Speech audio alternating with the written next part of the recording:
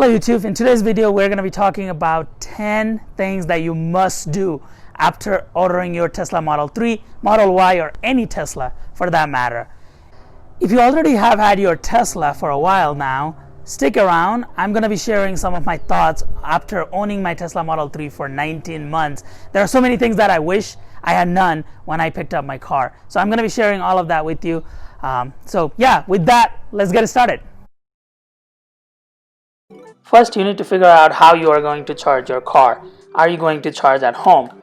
Are you going to charge at work? Or are you planning on utilizing the supercharger network for charging your car? Keep in mind that if you are just planning on using the regular 110 volt outlet from your home to charge your car, you're only going to be able to charge at probably 3 to 4 miles per hour. So that is going to be really slow. What you can do is buy some connectors from Tesla and install, have an electrician install NEMA 1450 or other connectors that can give you 240 volts so that you can charge around 25 to 30 miles per hour. You can also purchase a wall connector from Tesla currently for $500, but one thing to keep in mind is that it will still need a 240 volt outlet like NEMA 1450 for this to give you the maximum possible miles per hour. It can work in lower power with lower breakers, but it is going to charge very slow. You can certainly rely on supercharger as your primary charging method if you have a supercharger nearby and if that is your only option. Just keep in mind that supercharger rates are higher typically than charging at home on off-peak time. You can also use public charging. Just use the connector that came with your charging kit and plug your car into the level 2 chargers. These chargers are most of the time free for you to use, and they are becoming more and more available throughout the country. On your delivery day, make sure to just do a detailed walkthrough of your car and then check that everything is satisfactory. You paid a lot of money for this car. You want to make sure that it is pristine and everything is working great. Some of the common defects we have seen are panel gaps, there is some uneven head or brake light, there's sore marks, there are other paints and dents. There is a lot of issues that customers have reported. So just make sure that your car is in a great shape before you leave the dealership.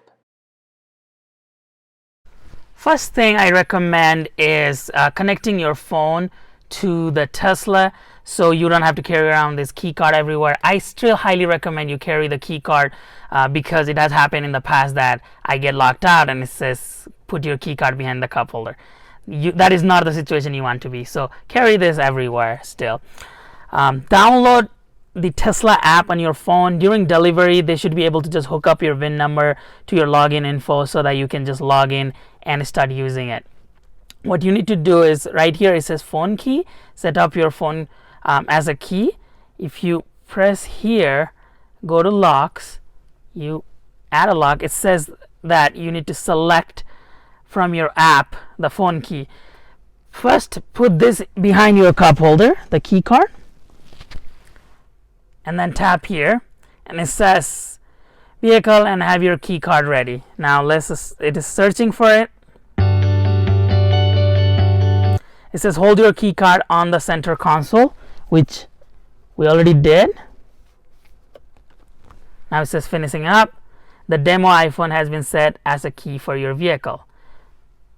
You hit done while using the app. Now your app has been set up as a phone key. Now every time you have this phone in the car, you'll be able to start the car and then do all the functions like locking your car. Now let's talk about driver profile. Over here where it says profile, if you are going to be sharing your car with someone else, it is extremely important that you change your driver profile so that your settings can be saved. So if you go to profile, driver profile setting, let's give it a test. And we're going to do create profile. Now what you can do is you can change your mirrors, your steering wheels, and then your driver's driver's seat, however setting that you want. You can change your AC and whatnot, and then you just literally hit save and it will save everything. And you can also use easy entry. That means the car will be in easy entry mode, which means it would be easier for you to get in. It expands the seat a little bit and then make it more room for you to get in and out of the car. So if you use that, right over here now we are set as the test driver. Now once you're here, what happens is I'm gonna move my seat a little bit. So as soon as I move my seat, it tells me, okay, do you want to save this or restore to the original setting? So if I save it, now that setting is saved, and every time you get into the car and select this driver, you have all of those settings saved. You can save a lot of settings, like even the following distance in your autopilot. So there is a whole lot of personalized setting that you can save using that. While we are on the driver profile setting, I highly recommend when you first get the car to go over here in the driving setting and play around with some of the settings and then really get to know your car. So just quickly going over this setting, acceleration chill means it is not going to go super fast when you press on your acceleration. Standard is when it is going to go super fast. If you have never had an EV or a Tesla for that matter, you might want to keep it in chill until you really figure out your EV. Steering mode, so the comfort takes less effort while you are turning, and then the standard is it takes, it works for any conditions, road conditions around. Sport mode is in a high speed, it is easier to turn. I recommend leaving that setting in standard. Regenerative braking is when you let go of your acceleration, Tesla starts braking for you under certain temperature and settings so that it can put some of that energy back into the car. So in the beginning, I recommend putting the regenerative to low until you figure out how to really drive Tesla. And then the stopping mode is important. I recommend leaving the setting to creep, because that is when it mimics an ICE car. So if you're used to driving an internal combustion engine car, it is easier for you to start off with the creep mode so that the car slowly moves when the pedals are released. So when you let go of the brake, the car goes front or back, or however the setting was, so that it will help you get started with the EV. So I highly recommend leaving it in creep mode. Another important setting is the battery setting. As a Tesla owner, if you did not know this already, it is not advisable to go more than 80 to 90% in your charge limit, because that can really hurt your battery in the long run. So what I would recommend is before leaving the dealership, you change that setting, and to do so you just go to the battery, set the limit, and then you move this arrow to wherever you need to go. If you do need the 100% for your road trip, you can do so. It is not recommended for keeping that high all the time. While we are on the battery setting, let's also talk about this schedule really quick. If you want to save on electricity cost and just charge at nighttime when the electricity rates are low, for example, here where I live, the electricity rates are extremely, affordable at nighttime. So we can just set it up at, like 3 in the morning, and then it is ready to go at, start charging at 3 in the morning. You can also do a depart at, when if you know you are going to be going for work at 6 in the morning, to tell Tesla that get me to 80% charge by 6 in the morning every single day. So you just have to plug it in and don't even have to worry about charging. Next, let's set up the Sentry mode. This is a flash drive that I have. It's a formatted blank flash drive. I'm just gonna plug it into this front USB port, and then let's go on the screen where if we go to safety and security, if we scroll down right here, it says format the USB drive. So we can format the USB drive. It says, are you sure you want to format it?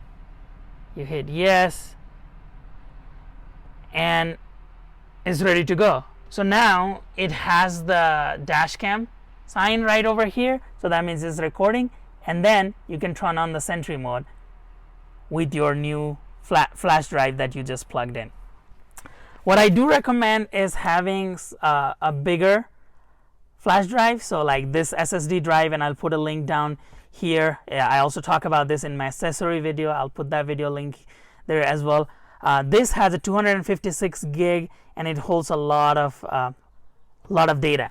So just to give you an example of what Sentry mode can do, is it is recording and is taking care if you're watching your car all the time, so that in case of an event where your car is hit or some kind of situation happen, you can quickly go over here, you can do launch viewer, and you can watch the video. So if we go over here, as you can see, the sentry, every time the sentry was triggered, it would happen. And let's see right here, and then you can scroll to where the sentry was triggered, and looks like this person was coming in. And it's so awesome that you are able to see that as soon as you come back into the car, and not have to wait or loss of footage. So that's great. So I extremely recommend that you get a USB for your sentry mode. I also recommend you check out this support page on Tesla's website, which I will link below, where they call it Meet Your Tesla, where they have these short video clips explaining some of the basics of your Tesla, including adding the keys, how to handle the touch screen, and how to personalize your car, as well as they go a little bit deeper into how to initiate a software update and whatnot. So I highly recommend you check that out before your delivery or right after your delivery to familiarize yourself with your new car. External paint on Tesla cars are not the greatest, so I recommend some forms of paint protection. If it is ceramic coating or an external wrap, if you can justify the paint protection, if you are keeping your car for long term. If you are unable to get paint protection, I would highly recommend investing on some high quality external and internal cleaning supplies so that you don't ruin your paint in the car. One bad wash can really ruin your paint, and it could end up costing you a lot of money to correct that. You can use a touchless car wash, or you can wash your car at home. What I use is a foam gun and then a pressure washer to wash the car. I use a clean microfiber cloth at the end to dry my car after the wash, and it has worked really well for the past 19 months that I have had this car. So I would recommend a pressure washer if you don't want to do the no rinse cleaning. I'll put a link below for the products I use and recommend. For this next section, we're going to be talking about the automatic garage opener. If your car came with this HomeLink setup, or if you decided to purchase the HomeLink for $300 off of Tesla's website, we will run it through quickly on how to install it and how to get that set up. Before we get started with setting up the HomeLink, make sure that you have a ladder and a way to reach your garage opener, and you need to be able to access that learn button in your garage opener. So make sure you have a safe way to do that. To set up a HomeLink, you hit this home button over here, create a HomeLink, just name whatever you want. I'm just gonna do it as home. I'm gonna set the mode, and when you do set mode, it says have your garage door remote ready, which we do here. And you may want to use new batteries, so if you have older batteries, we do recommend using a new battery. And then you want to park in front of the garage door and leave enough space. So we do have enough space. So let's go outside and then get this started.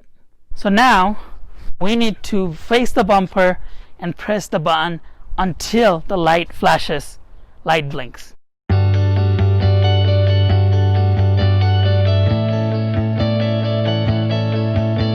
The light blinked, that means it registered the control. Now, after the LED flashed or say you come inside the car and then it says train the receiver, what we need to do is go press on that learn button I talked about earlier on my garage opener. So let's do that. I'm gonna hit continue.